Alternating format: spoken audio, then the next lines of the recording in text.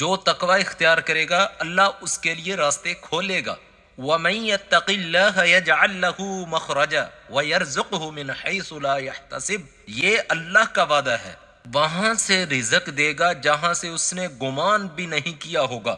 تقوی کو سمجھنے کی ضرورت ہے، دو چیزیں چھوڑ دے اور دو چیزیں اپنا لے، اس کا نام تقوی ہے۔ دو چیزیں چھوڑنی کون سی ہیں؟ نمبر 1 نشے کے قریب نہ جائے، نمبر 2 زنا سے بچ جائے، حرام کاری سے بچنا ہے۔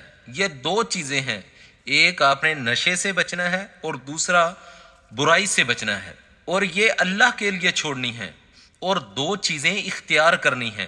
پہلی چیز آپ نے 5 وقت نماز با جماعت ادا کرنی ہے، اور دوسری چیز آپ نے ڈیلی کوئی بھی ٹائم نکال کے اللہ کے حضور دعا کرنی ہے۔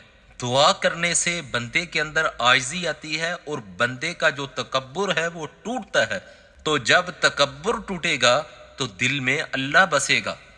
آج کے دور میں آپ تقوی اختیار کر لیں گے، اگر یہ دو کام چھوڑ دیں گے اور دو کام اپنا لیں گے، فائدہ یہ ہوگا کہ آپ کی انرجی بچ جائے گی، آپ کا جو فوکس ہے وہ یہ ہوگا کہ آپ رب کی طرف صرف اور صرف متوجہ ہوں گے۔ دنیا کی کوئی چیز، کوئی گناہ آپ کو اپنی طرف نہیں کھینچ رہی، تو پھر اللہ راستے بھی کھول دے گا جب آپ تقوی اختیار کر لو گے۔